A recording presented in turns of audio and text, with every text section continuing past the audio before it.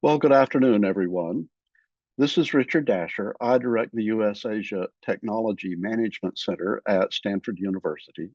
And I want to thank you very much for spending a little of your time to watch this video presentation of the seminar we did on April 23rd, 2024, about innovations from the Indian startup ecosystem.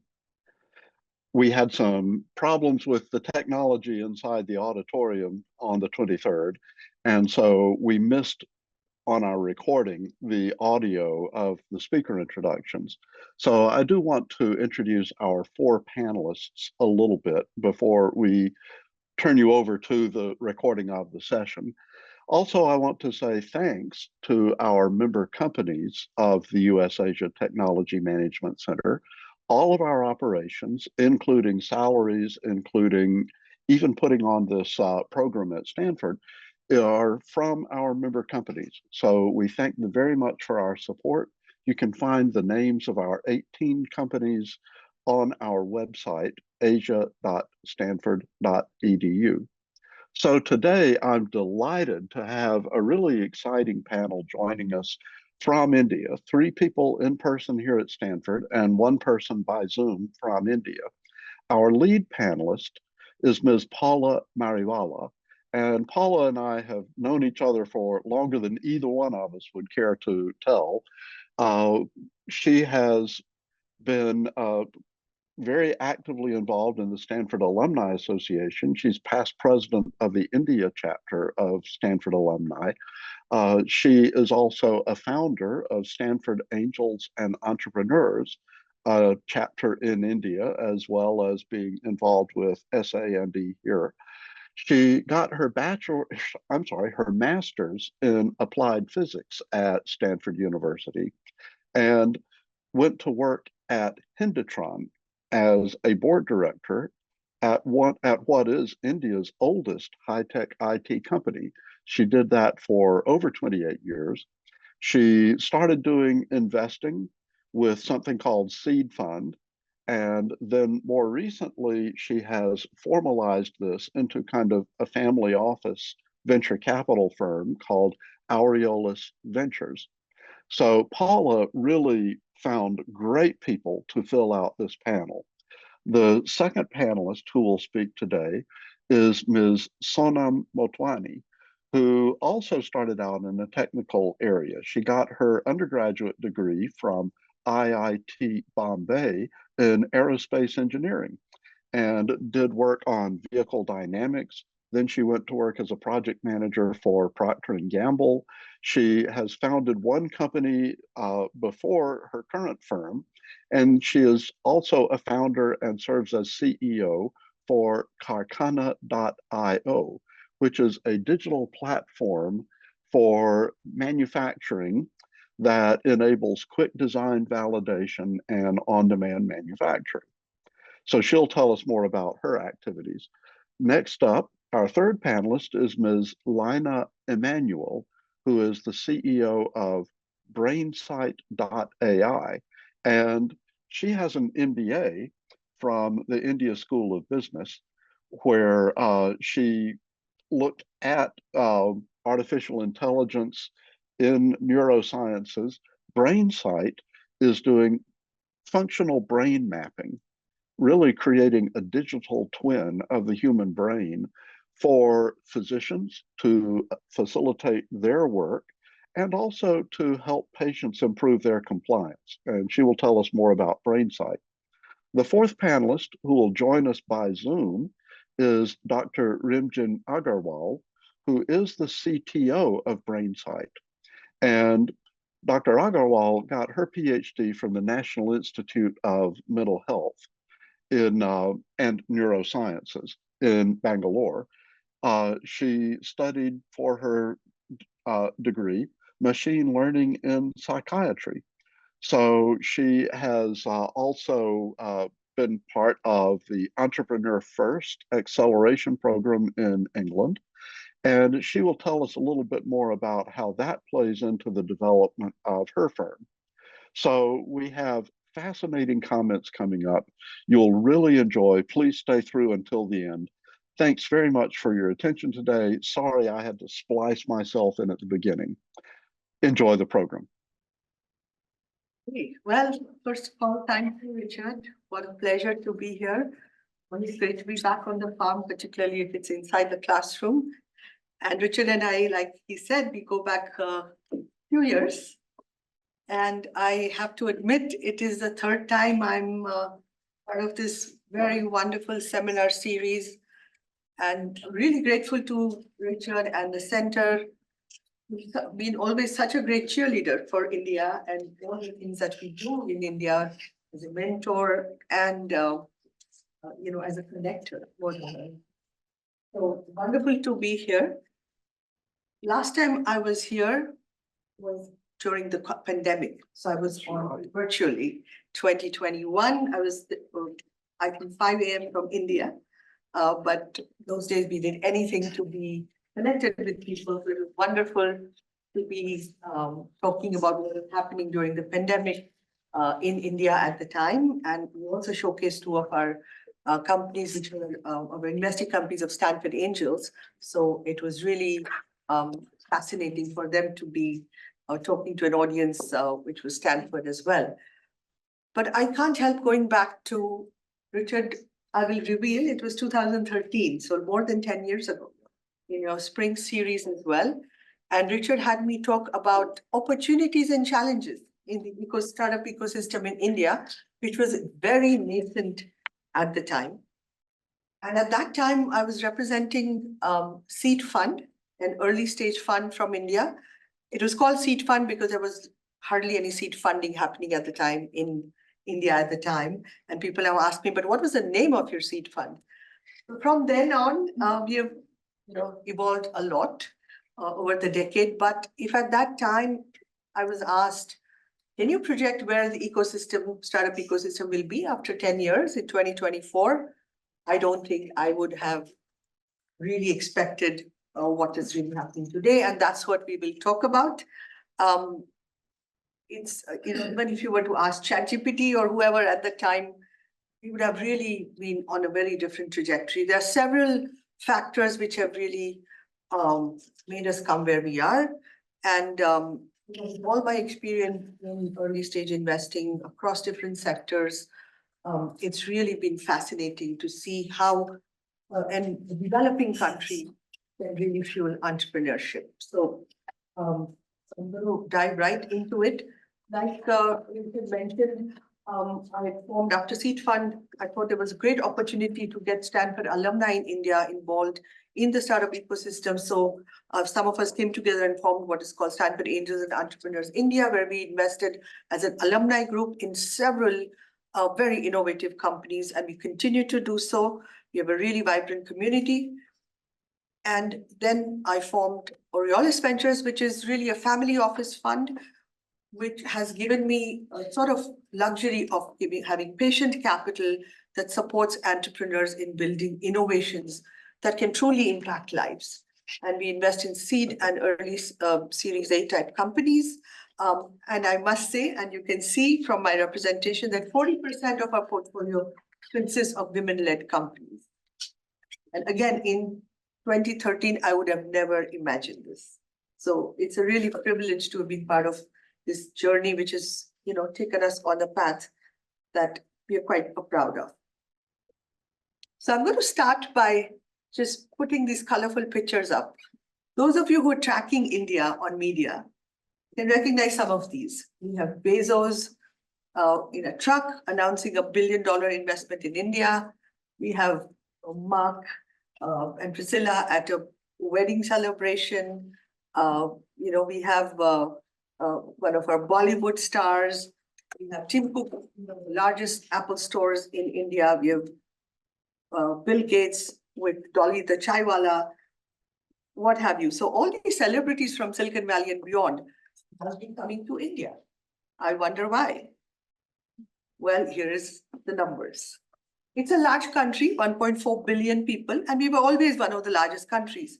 But what has changed are the numbers above, right? We have almost 80% mobile penetration, very large number of internet users, social media. I think we are really feeding some of the people in our neighborhood, some of the companies in the neighborhood, because we spend a lot of time on the internet and on social media. These are daily numbers.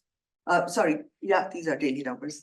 And we are really empowered by low internet or data cost. And that has completely changed the face of India. It is really penetrated way beyond just the educated elite, as we were first mostly known for, the people who came to Stanford and worked in the Valley. Now, I think the penetration is not just on WhatsApp, but I think all kinds of people are using technology. So technology has been embraced. It's also a very young demographic. So all this is really of interest to not only technology, but also many, many other companies globally. And this is all really powered by many tailwinds. I talked about internet penetration. There is something called the India Stack, the Digital India Stack, which has actually provided seamless, unified payment interface for millions of Indians. And I just paid to a mango vendor in rural India to deliver mangoes to my mother while I was here. Small amounts, but you can do this anywhere with all kinds of people who may not have very big digital presence otherwise. There's also ONDC, there's identity, well protected, but that is enabling many more things like starting bank accounts very easily. A lot of e-commerce is happening with small merchants and large merchants as well.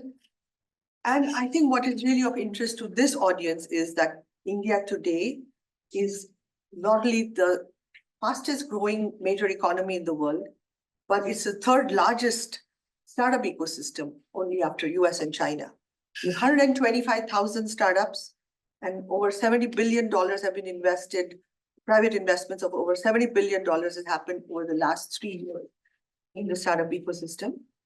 But more importantly, and Richard, when I talked in 2013, I talked about a challenge that exits are very difficult in India. But lo and behold, in the last 3 years, we've had a very vibrant IPO market. Companies as young as 10 years have been able to get to list.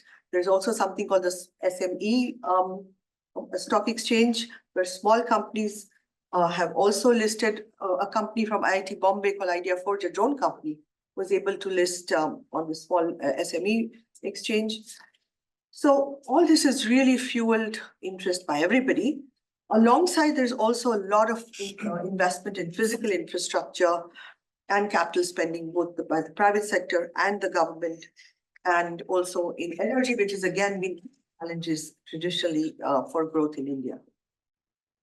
So all the macro indicators seem to be doing well. And on the back of this, we're really becoming a very entrepreneurial and growing nation. But let me just step back.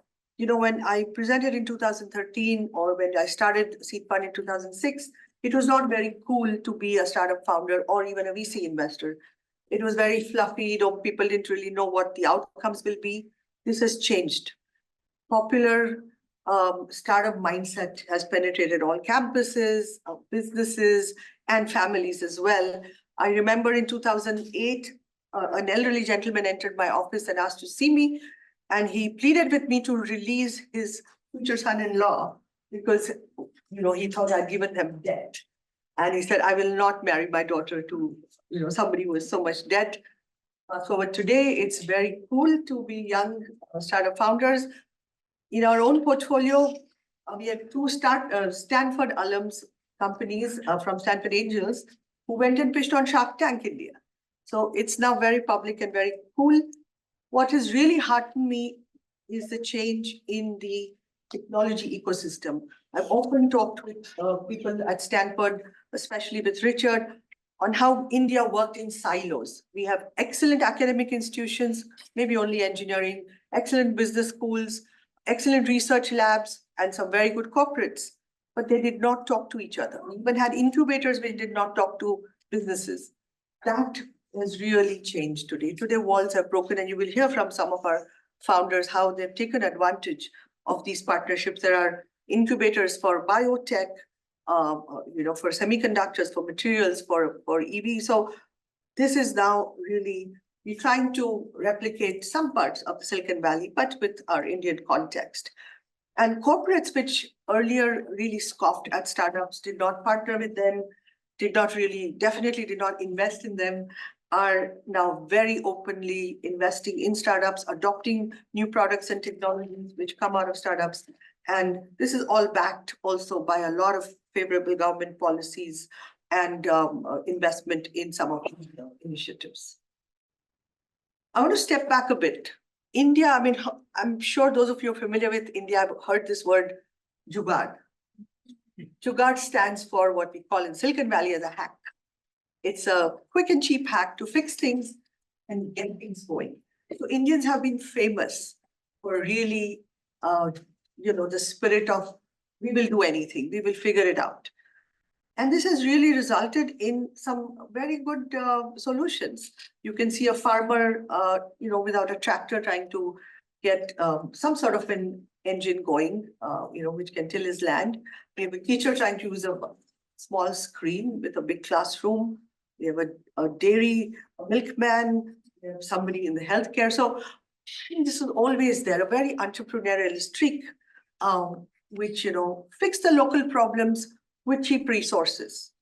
And this can continue, but alongside a spirit has developed, which says, while we can do this at small scale and locally and with limited resources, let's think beyond. Let's really make a systems level change. And this is the new India.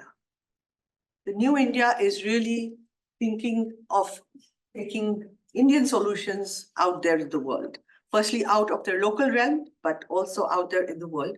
I talked about the digital stack, which is a very strong underlying digital technology for unified payments, a strong interface with very strong protection and data management. This is now scaled to a few countries, and there's a lot of interest from other countries as well. Like I said, even I think it's now open to Indian citizens, Indian residents who are abroad. Like I said, I could make payments. And I think the other big one during COVID, which we are very proud of, and many of you must have heard about the success in our vaccine strategy.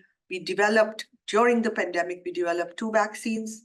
One of them was completely from scratch by Indian companies and rolled it out and exported 300 million COVID vaccines to many countries, developed countries as well. And this has also led to a whole sector emerging. So many companies have started making more different types of vaccines. So and with eye on the global scenario, and more to come. We have companies in our portfolios who are actually doing global stuff. Space tech companies like Pixel, which presented here in 2021, are selling data from their satellite to global clientele. We have agri-tech companies which are leading the way in innovations for precision farming and water efficiencies with global applications, and many, many more. I mean, in fintech also, there are many examples. There have been examples in EdTech. So this is really now par for course, and this is where innovation is coming from. So I just want to again step back to 2021, when also we had a big boom, and I was again very bullish on the sector, on entrepreneurial and VC investing sector, and a lot of sectors grew non-linearly. EdTech, I think everybody's aware that during the pandemic, a lot of technology was adopted by very many educational institutions all across. E-commerce boomed. Everybody learned to not go out of their home, and this growth continues. Albeit not at the level that was expected, and maybe VCs moved there, but we still have a very robust, many robust companies which came during 2021. SaaS has grown and continues to grow. Fintech, like I said, on the back of UPI and other innovations in the finance and banking sector, have grown. Gamers are everywhere, and again, this continues to grow. But if you fast forward to 2024, what are we as investors now excited about? I think this story is being played out, but newer stories are starting. Deep tech, I talked about space, there is robotics, there is hardware, there is semiconductor, so a lot of other stuff happening in deep tech as well. Agri-tech, India is an agricultural country, so there's a lot of innovation there using sensors, using IoT, a lot of data is being acted upon, supply chains are being digitized, manufacturing, and we're going to hear a lot more about manufacturing in health tech from our two founders who are here, and climate. I mean, India is definitely committed to decarbonize by 2070. So a lot of investment and interest is in climate as well. And bunch of companies, all these are, if you look these up, these are all amazing companies full of innovation. So what are the growth drivers for the deep tech innovation? Just FYI, this photo of women is not just because we have women on stage. These are women scientists at ISRO, rejoicing after the successful launch of Chandrayaan. So, I think this has really motivated a lot of young people, especially men and women, to get into what we call really science-led technologies. So, it's always inspiring. Every young kid wants to go to space, and this has really fueled imagination and excitement for deep tech innovation. Along with it, like I said, I think the real key that has been unlocked is the collaboration between academia, industry, and the government, and of course, investors as well. There is full stack capital available now for deep tech innovation, which was not available even 5 years ago. So we have, of course, equity capital, which comes last, but we have non-dilutive grants, both from governments and the private sector. And there is debt available as well, along with equity capital. So with this full stack, there is potential for companies, and Laina will talk about it, companies which are truly innovating by building on top of science in partnership with incubators and scientific establishments. So this has led to various sectors, space technology, AI. Of course, India is going to play a big role in AI because we have so many people. And several companies are coming out with their large language models as well as small language models. And this is also fueling a lot of applications. Again, we will hear from these two companies how they're using AI or machine learning to come up with cutting edge applications. Advanced materials, green technologies, robotics, biotech. All these are sectors which are really on the radar of many, many investors now. And again, green technologies. I said India is aiming to be a green superpower. We have mobility, lots of companies in EV, very favorable policy for EV and adoption, but in a different way. We have two-wheelers instead of Tesla zipping around. Though I've heard that Mr. Motwani is going to be in India soon, so we may have Teslas as well. But the point is, I think there is a lot of focus on things like circular economy, agri-tech, like I said, clean energy, even water and carbon markets. So this, again, is a sector that did not exist for Indian investors. It's still nascent, but there are 3 or 4 only climate-focused funds which have come up, and every other VC is looking at these sectors as well. Healthcare is very key to India. Like I said, 1.4 billion people. We've not had a stellar record in providing good healthcare to our people. On heels of technology, we really have a great opportunity to change that. And we have many, many companies who are focusing on A, healthcare access using technology, B, improving the quality, again, using technology and data and using tools like AI, ML. The government, in partnership with hospitals, is also building what is called the digital health stack, which will enable citizens to get much easier access to healthcare. We have very limited healthcare insurance penetration, and there are companies who are trying to work, for increasing this as well. And innovation and business models in health tech are emerging, especially inspired by the COVID story and many other incubators. Look for business models and technologies which can go global. India is the most complex healthcare market, I think. And if you can work something in India, you will definitely work in the world. So this is, again, a sector we are very, very bullish on. And if you'd asked me in 2013 or even in 2020, and I have to say Sonam has been at it and she'd come to me earlier, who is going to fund manufacturing? It's an old state sector, production. I mean, this is, not really exciting for tech VCs, but this has changed. There are global trends to diversify supply chains and displace some incumbents, and that is really happening. We are looking at increased investment in public infrastructure and private investment in CapEx. Energy was a big bottleneck, which is also being addressed now. There are lots of incentives for the government. There's something called the Atmanirbhar Bharat, which is made in India, is preferred over imported. So there is a push for Indian manufacturing. And there is a push to move up from the value chain. I think we want to do maybe something different than what we did for software. I think we want to not just be the low-end manufacturing, but go high up. And again, Sonam probably will talk about the kind of work that she's doing. Digitizing the manufacturing value chain, leveraging data and IoT has really, really been a game changer. And there's an emerging and unique cloud factory model, which is really being adopted. And this is, again, early days. I'm hoping in the next few years, this will be one of the sectors which is scaled non-linearly as a global player as well. So I think what is emerging is a crucible of multidisciplinary innovation. There are horizontal deep tech trends, AI, ML, IoT, data, various things. And then there are opportunities or problems across verticals. Just to mention a few that we have in our portfolio across health, manufacturing, climate, green technologies, green materials. We have BrainSight, which is really mapping of the brain to enable surgeons to do a better job, for neurologists to do a better diagnosis. IoT companies who are leading, enabling operational efficiency and decision-making in large manufacturing and other establishments.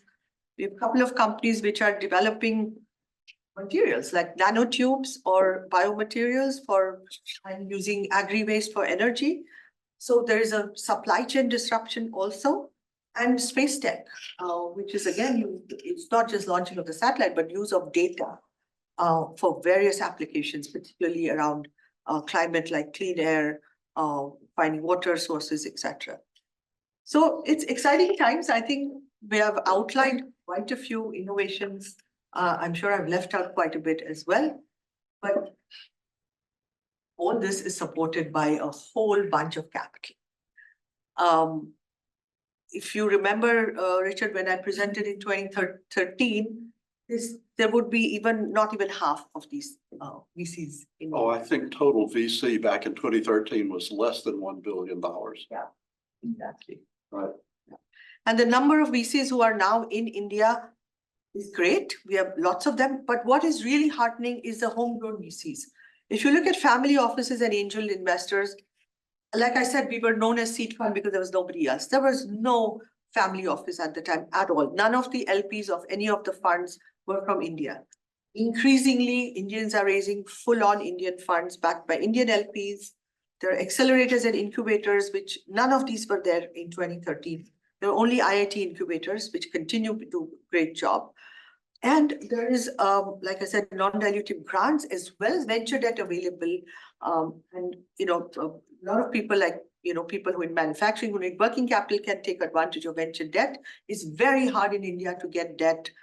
Banking system really does not give debt to unsecured loans to startups in technology and so on. So there is a whole new section that has emerged. And of course, VCs and Ps, everybody is going up. If anybody wants to come to India and decode this complex ecosystem that we have, feel free to reach out to me. But I think we can do with more capital because we have more ideas coming. And now the best part, Richard, is to present the face of New India, our entrepreneurs. And Paula, let me introduce you before you do. Let me interrupt you before you do this. We had quite a set of comments coming on chat during your comments. There's one question I want to ask you now, and the rest will defer until we get into the panel discussion, okay? But one of Thomas had asked a couple of points, and one of the points he asked had to do with how much the growth of the startup ecosystem is really from the economics of domestic markets and how much is it global. And your slide on globalization, I think it's important to distinguish what you had in sort of the first generation of big firms, big IT firms, Infosys, Wipro, and so forth, where 97% of their revenues would come from outside India. They almost did not have a domestic India market. How would you say the kind of globalization pattern has changed since then? So when the startup ecosystem restarted, it was on the heels of great success Que aparece aqui, nós estamos tudo online com eles. from IT, information technology, and it was all services led, and it was entirely SOE. They did not actually serve the Indian market at all. Right. The innovation and the growth that is coming for startups now, they're really tapping the what we call the demographic dividend. We have a large market. The access has increased. What we are calling the Bharat market has opened up with access to internet and so on, and all the factors that I talked about. It is a very large market. It is a very different market, but it is very large and it's very price sensitive. So Indians know how to address them. So a lot of Indian startups are looking at the Indian market. However, I think on heels of that, having gone into the Indian market, there are opportunities now. But currently, I would say it is very limited. There are SaaS companies, software companies, enterprise software companies. So that continues to be the globalization that, but if you ask me if there's any hardware exports, no, we're not ready yet. The only couple of things that we've had is in pharmaceutical and automobile. We have really not had very much international exposure. Thank you for interrupting the flow of what you're saying for that. We'll come back to the other points that were mentioned on Zoom and also audience questions in a few minutes. So please introduce our next speakers. Yes, it's my pleasure to introduce two what I call kick-ass women founders, part of our portfolio. And I'm going to start with Sonam, like Professor said, she's a IIT engineer and who started Karkhana to really disrupt manufacturing, the traditional manufacturing, and also new sectors like EV, space components, aerospace, etc. And I think the world is an oyster, and I'm expecting her to change some numbers. She will really get on the global scene, and she's been talking to people in Silicon Valley who have really been quite supportive. After that, we will have Laina and Dr. Rimjhim. Rimjhim will be joining in from India on Zoom. Again, they have pretty audacious vision of creating the digital twin of your brain. And their product, VoxelBox, actually uses computational neuroscience algorithms to analyze brain imaging data and kind of serve as a co-pilot for neurosurgeons, neurologists, and psychiatrists. So very ambitious and audacious vision, but backed by two amazing founders, bringing the right kind of background and skills and tenacity, I must add, for both of them. So I'm going to hand over, Richard, and then we take questions later. I think that's great. Let's do it that way. So I think first up, let's ask Sonam if you would. Yeah, sure. So I'm the founder of Karkhana.io. We are a digital manufacturing platform, and I'm building this company with a vision to bring speed to manufacturing. We've been building in India, and now at a stage where I'm trying to grow the platform, not just in India, but beyond. Let me take you through my journey of building this company. It's going to be 6 years in, over the next few months. And as they say, hardware is hard. And that's the hard problem that we have chosen to solve. So what exactly is Karkhana.io? We are a tech-enabled marketplace where we are building a contract manufacturing platform that allows companies of different sizes, be it OEMs or technology companies, to source custom-built parts as well as assemblies from a large network of manufacturing suppliers. And it enables the suppliers to get business matched to the kind of manufacturing capacity that they have installed. I'm going to now, give you some glimpse of how manufacturing supply chain looks like in India. So this is Raj. He's a first-generation entrepreneur who runs a CNC machining shop in Pune, India. And he's been doing that for the last 12 years. Currently, his shop does a revenue of about $1 million USD, and he employs 25 people. But during COVID, his capacity utilization went to half of what it was prior to COVID. He's been trying to grow the business and bring it back to pre-COVID times, but it has been significantly hard to put together a sales and business development team. On top of that, and as Paula mentioned, access to debt from institutions like banks, etc., is not very easy in India. And that's one of the problems that Raj faces, is to have enough working capital to fuel his business and grow it consistently. So Raj is, one of the 2 million micro and small manufacturing companies in India, what we call MSMEs. And most of these companies today run with less than 60% utilization on the installed capacity. Most of them lack skilled manpower to run the factories. They would have a lot of machine operators, but when it comes to technical talent that can consistently build new innovative products for the customers, that's something there's a huge scarcity of in most of these factories. And a large part of the business for these factories depends on a handful of customers. And if any of these customers sort of scale down the demand, that brings the business to a very serious issue of capacity utilization. So it's sort of a vicious cycle. And also, one factory would have expertise in one kind of manufacturing process. If a factory knows how to build metal components, they will be building metal components only. If a factory builds plastics or electronics, that's their area of expertise. Most of these factories do not have the ability to build a complete product. And that essentially also necessitates the need to have a large number of MSMEs doing some bit of product development and product manufacturing. So now talking about what role do we play in this ecosystem. So here, Karkhana.io acts as a bridge between the OEMs that form the demand side of our platform and the MSMEs or micro and small manufacturers that form the supply side of our platform.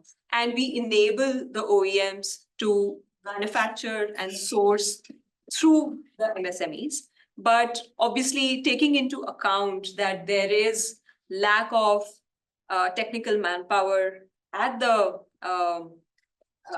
factories that OEMs are looking to source for, we act as enablers to strengthen this relationship, and we add value in few key areas, essentially taking up the heavy lifting of technical value add to the manufacturing process, starting from being able to organize the designs that we get from OEMs and be able to provide a commercial estimation of manufacturing to them, what we call the costing process. Second is building a system through which right kind of supplier is matched to right kind of product that needs to be manufactured. So we built a platform that allows to filter who would be the top 5 manufacturers that should be building a product X. Third, and most importantly, because of such a fragmented nature of manufacturing, the ecosystem tends to be very opaque. We were talking about penetration of data and digitalization in the factories, but most of the factories today in India are not connected to the internet. Most of these factories would have one computer in a corner, which is not connected to the internet and will only be used by probably the factory owner. It's not the machine operators who are recording data of what they're manufacturing. So being able to track what is the reality at any shop floor requires a lot of micromanagement if an OEM had to do it directly. And this is an area where we are adding a lot of value and building a system for project tracking and bringing more and more transparency to the way things get manufactured. And fourth important area, because we are taking up outsourcing of manufacturing from OEMs, is taking also ownership of quality, making sure that all the products that our ecosystem of suppliers builds gets the quality right the first time, and taking that responsibility on our platform. So it's not just an open marketplace or a software solution that we are providing here, but it is a strong mix of, I would say, engineering and sourcing talent combined with the digital platform that acts as an operating system for factories, makes it easy for them to record data for everything that they are manufacturing and be able to transmit that data in a structured format to the OEMs who are choosing to use this platform to build their products. These are some of the customers that we have been working with, and they span across multiple product categories. But I would say that the top 4 categories today that we build for are highly tech-enabled products, starting from battery packs and charging infrastructure for mobility, but also extending for renewable energy sector. Second is consumer products as well as IoT-enabled devices for industrial use cases. Third is medical devices and medical equipment. And fourth is robotics and industrial automation. Each of these products require a high degree of precision manufacturing, electronics, and integration of both the types of technologies to come together. So these were the 4 sectors that I was talking about. And over the last 1 year, we have seen tremendous progress on the platform and how our business has grown. In terms of total value of goods that we have manufactured, we have gone 5x, starting from 1 million a quarter to almost 5 million worth of goods a quarter. And also grew our supplier base from 200 odd suppliers and multiplying it by 3x to 600 suppliers in our network. And core capabilities that have made this growth possible has been one, shifting or I would say augmenting our capability beyond mechanical components and learning electronics integration as well, and building a supplier base for electronics. And that has enabled us the ability to not just source mechanical components, but take up complete contract manufacturing for electromechanical products. And third thing is that building a large enough supplier base that has allowed us to go from not only small batch manufacturing, but take up large volume production. So these 3 areas of growth or I'd say effort have led to the kind of growth we have seen and the traction that we have seen on the platform. Additionally, today, I'd say if I have to talk about what has been the direction in which we are heading as we move forward to continue seeing this kind of growth. One is, building engineering capability ourselves, though we are a manufacturing platform, but because engineering and ability to source from right kind of supplier partners forms a core strength of our platform.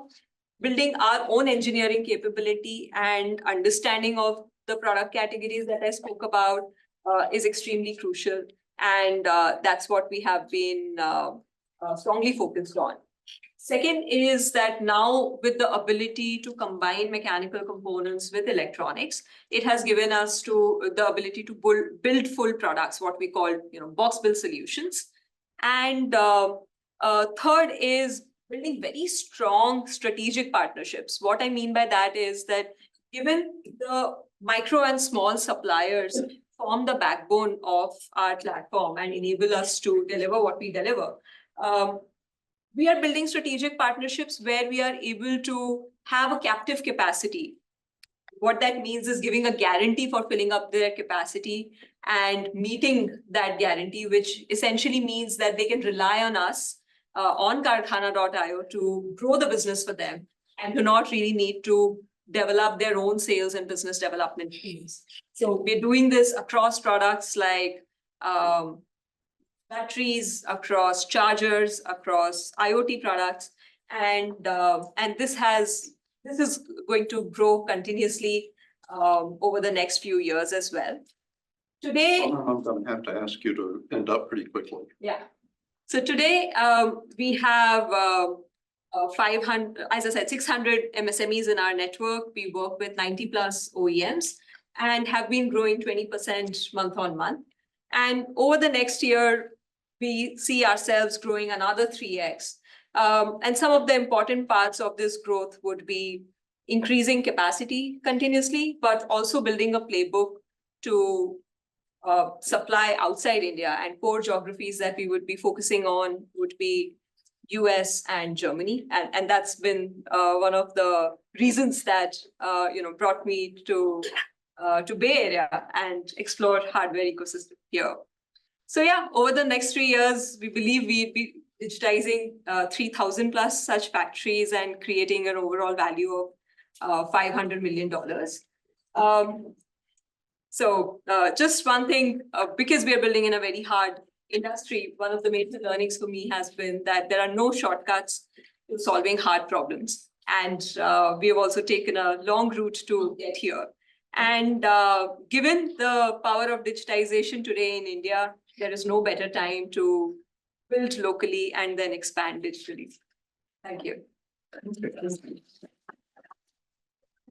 Let's change speakers. And while you're getting set up, Laina, I'm going to ask Sonam a follow-up question.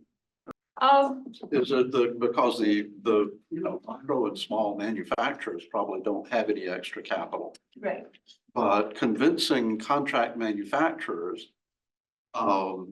to go with you as opposed to another company or not to use your service at all, how do you get them to pay? So obviously our model can only succeed when we are also able to bring in price parity compared to if they were to do it themselves or even make it better.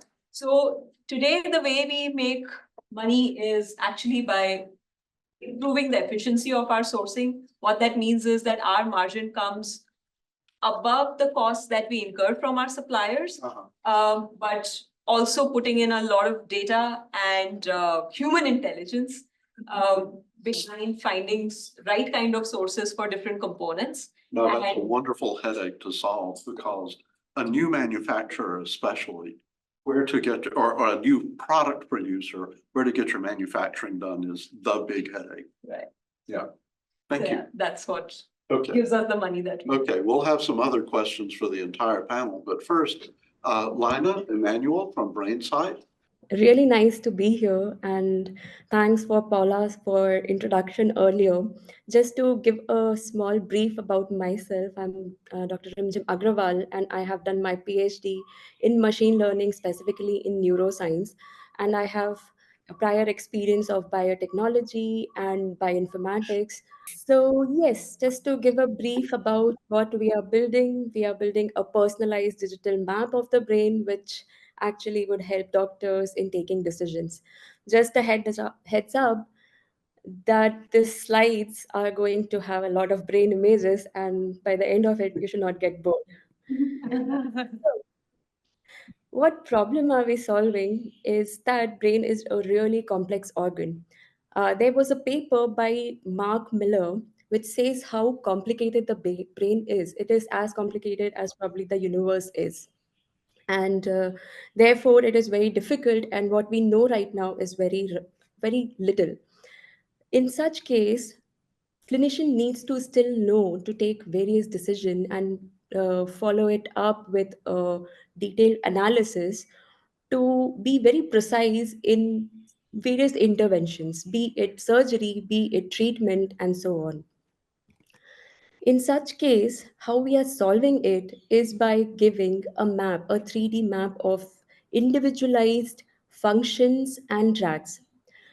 To be more precise about what are these functions, here on the screen you can see a video where all the various actions that a person takes is represented by a uh, red cluster, which means these areas are indicative of various functions happening in the brain for this particular person. The red region here mentions the hand motor and various functions of lip movement, hand movement, leg movement, and so on. However, the tracks that you see over here in blue, pink, and other colors are representative of the connections which are communicating the signals. And the colors here are representative of the directions. Also, all these colors are having significance. Either it talks about the threshold or directions or about a particular functions that it is taking care of. This is one of the way how the clinicians visualize our output. The second way is that they can see our outputs in the way of a report. Here you see that the report talks about a specific function called as language. This kind of report is used to do the planning of the surgery or planning of a treatment that they are going to pursue. Another way how they utilize our result are at the time of performing the surgery itself. So here is a doctor who's performing a surgery on the head and he's also checking out where the function of the brain lies. So the probe that he is touching is actually moving inside the brain and he could see the functions which we have presented on the screens in the background. These are the same images that I had just shown you in previous slides. Just to give a brief about how he's doing it is by stimulating the area of the brain, and these are the images that we have given, and checking on the patient if it is actually in the regions which we have defined. This is also a validation of the software that and the information that we have provided to him at the time of surgery itself. This is for actually activating the region of hand, and it is also seen by the person himself responding to that stimulus which is provided in the left hand side by doctor, and the same information is provided in the screen that we have shown to him. In the absence of awake brain surgery, this surgery is performed only based on the images that we are providing, which is there in around 40 to 70% of the cases where awake surgeries cannot be performed. The same was done for the leg as well. So how are we doing this? We actually use three types of imaging. One is structural MRI, second one is DMRI, and third one is functional MRI. Structural MRI is like a photo of the brain, which is very commonly taken. DMRI is diffusion imaging. The water diffusion is captured using MRI machine. It's the same MRI machine. And the third one is based on oxygen exchange in the brain. However, when the images comes to us, it does not look so pretty. It is all black and white image. And therefore, we do a kind of extensive processing which helps us in making the images noise free, after which still the images are black and white, but then we go ahead and do extraction of the signals. Therefore, our edge in innovation lies in doing the processing of such complex data set like functional MRI, which is like a video of the brain for oxygen exchange, where the oxygen exchange is happening, and then extracting the relevant signals from the brain, which is doing the important task, and then doing the classification and inferencing, which means which signal belongs to the language region, which signal belongs to vision, so on and so forth. Likewise, we provide over 9 networks, which is not just for language, vision, motor, but also cognitive network. Cognitive network right now is not possible by any existing technology. And that is the kind of information which we add up and above the existing technology. There are various gaps which is currently present with existing technology, like the tedious awake surgery, or by doing task based, which could take anywhere from 1 to 2 days to get all the information that we are providing just in 7 minutes. Also, we do a lot of information engineering because the reports that you saw was apt for a surgery, but we also need to give information to neurology and psychiatry. So we do information engineering for them to provide relevant details. Now, this is our innovative edge, and we have filed across various processing, inferencing. We have filed 9 patents. 3 of them is granted in India, and 1 of them is granted in US. This year, we are expecting to get all the remaining patents to be granted. One of the biggest challenges that we face is any such study takes a lot of time in validation, and that's why one of the challenges in India is to get uh, investment for such prolonged, extensively difficult technology. It takes a lot of validation, and we are really thankful for people like Paula, who has actually believed in our vision. And now here we are serving across 40 hospitals in India after doing various validations which are required. I will hand it over to Laina to take it ahead. Thank you so much. Thank you, Richard. Now you've seen a lot of brains, and that's amazing. And now you know how the technology works. So we started with pre-surgical planning in hospitals. So we are being used, as Rimjhim very nicely mentioned, we're being used in over 40. We're being used in 30 hospital groups, which translates to approximately 100 hospitals, of which currently around 40 of them are signing contracts with us.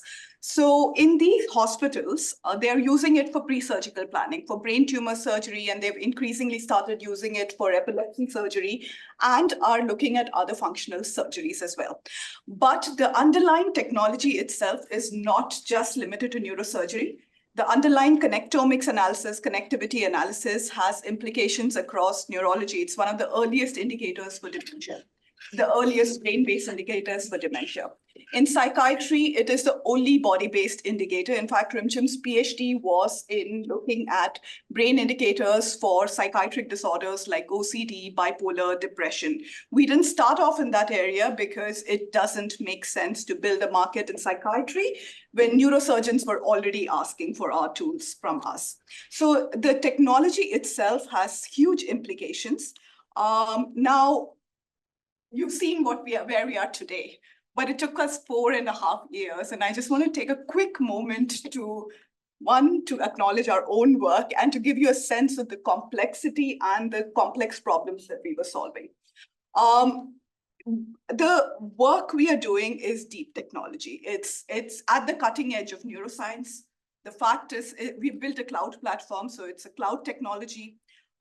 It requires regulatory acceptance. We are one of 2 worldwide companies which have got regulatory approvals in their respective countries.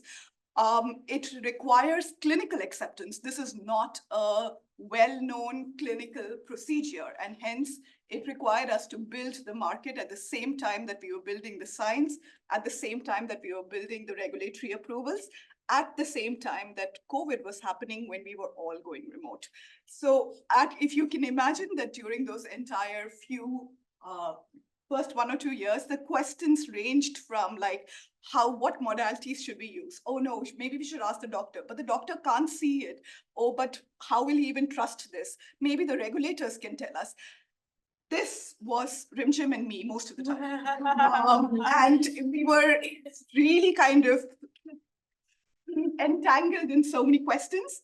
And interestingly, we were also entangled in looking at different types of questions. While Rimjhim was looking at the tech questions, I was looking at the market and the regulatory questions, and we were trying to pull it from various different places. But I'm happy to say today, as I said, we are in 30 hospital groups. We've received our regulatory approvals. We are one of 2 worldwide companies. We've passed the ethical and scientific committees of various hospitals. Our team has published papers in Nature. We have received various cybersecurity licenses, and we have teams with lived experience in our team, people who have been grappling with depression, grappling with brain tumor, who make sure that the decisions that we are taking as an AI company are indeed good.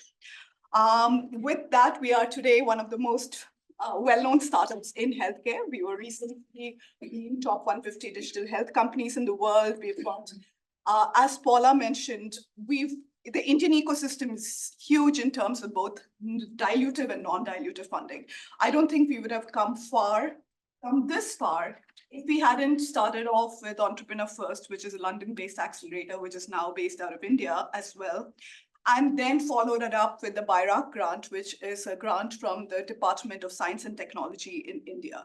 So there is a lot of interest in looking at some new age science and technology companies. And obviously, as there's a those were the early days, right? And from there, we've also raised various rounds of funding. And thanks to Paula for a lot of the initial support, and also the entire Stanford Angels group. I think kudos to all of you. You recognize deep tech and you understand deep tech and are open to encouraging it in their respective countries. But with that, I also want to mention, we were one of the top 15 medtech innovators in Asia Pacific.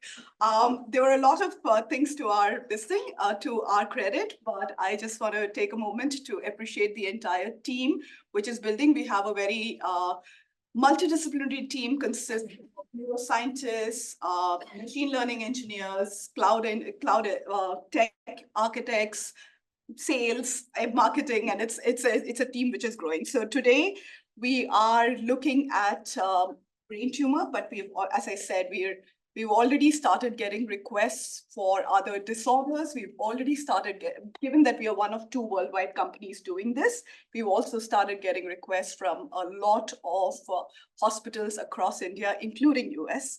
And I'm hoping that we also get a lot of collaborations as part of this conversation right now. So thank you so much, and happy to answer. Laina, thank you very much. As you can tell, if you're watching your watch, we have about 7 minutes left in the schedule for the session today. So I'm going to take executive privilege and ask some rapid fire questions. First of all, for each of you, I want to ask you about your personal decision to become involved with entrepreneurship, or in the case of Paula, investing in startup companies. Did you face any particular pushback because you're women? Why don't we go with Paula first? Yeah, let me say, when I started, there were very few women. There still are not as many women in investing. And there were times when I was certainly, people would make eye contact with me. I was even mistaken for an executive assistant and asked to get tea and coffee, and the founder didn't want to present. Yes, there was pushback. It's changing, but not enough. Okay, so there's still pushback now? Okay, all right. Sonam? Certainly. So specifically in India, manufacturing is highly male dominated. Most factories are run by men.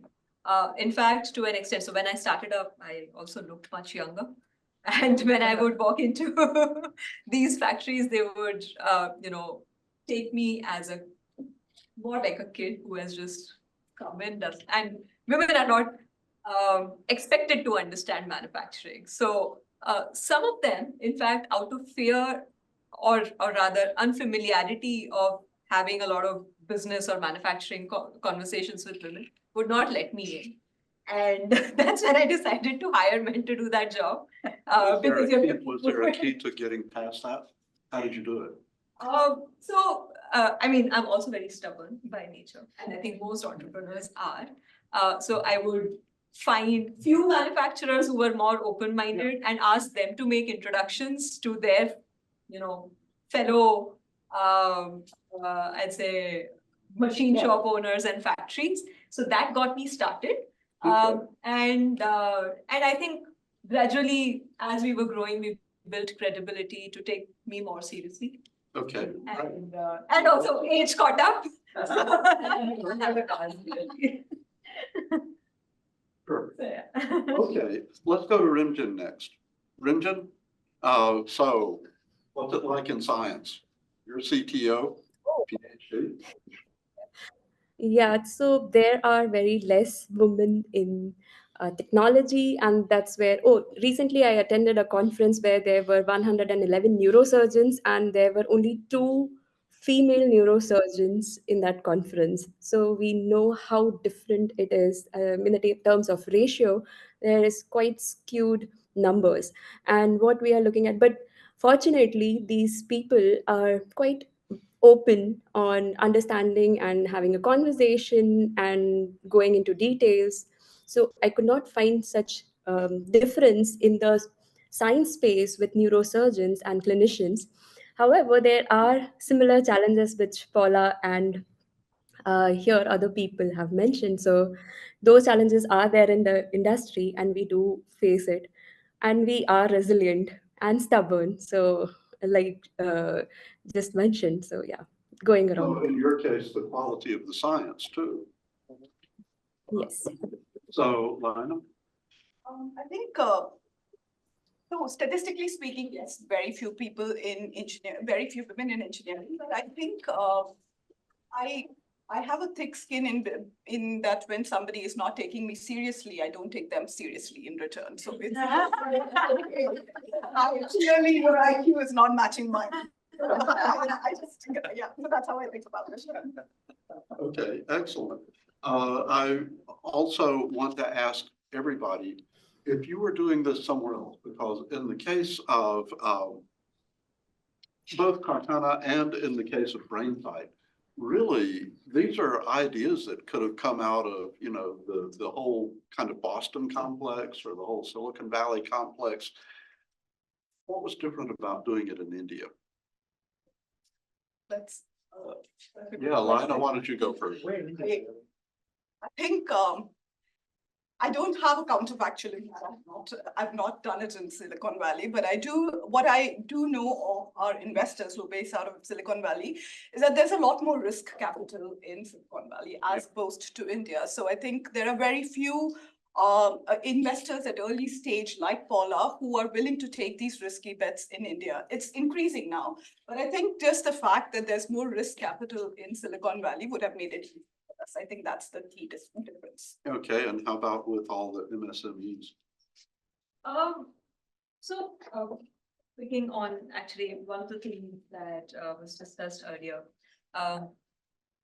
we say that India is a cost-sensitive market, but I'd like to add it's actually a value-sensitive market across sectors, and this is also a contrast I've been feeling when I'm now in the Bay Area to speak to hardware startups here. So when we started up and we were also building in small quantities, it was hard for us to get the premium for the kind of manufacturing platform that we were building. But coming here, even from a demand perspective, and I think that ties to the kind of access to capital that even hardware startups have here, they value time much more than companies in India would do. And the premium they're ready to pay for speeding up things, for efficiency, allows for, I think, business models like us also to grow faster.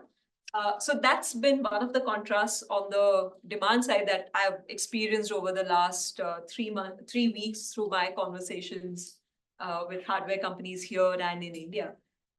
Yeah, and I think rest of it is very similar to what Laina mentioned, that the risk appetite and the risk capital available here allows you to throttle through the early stage of building much faster.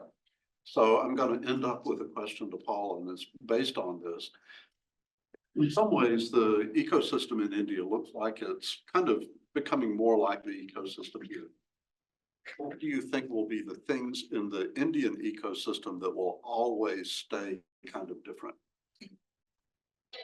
Well, firstly, I think we will always remain very value conscious. So Yeah. I think to get through the kind of pricing that we get, that's going to be in all the sectors, it's very value conscious.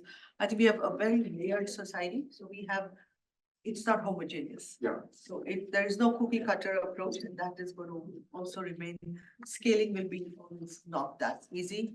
I think the velocity that you get in a more homogeneous and a more risk appetite economy in a country like the Western world, I think that will not change as much. I think what will change is the pace at which we are embracing innovation and technology. That will change, but we still have to converge. It will still be a while until we. Okay. Thank you very much. I want to say that for those of you who are here, you can ask your questions standing around outside and having refreshments. We've got some refreshments outside. So please stay and meet our panelists, and we'll talk outside, not in the auditorium, outside. And for the people on Zoom, I took notes of your questions. I will try to ask them, try to get them out back to you in some way. Great questions.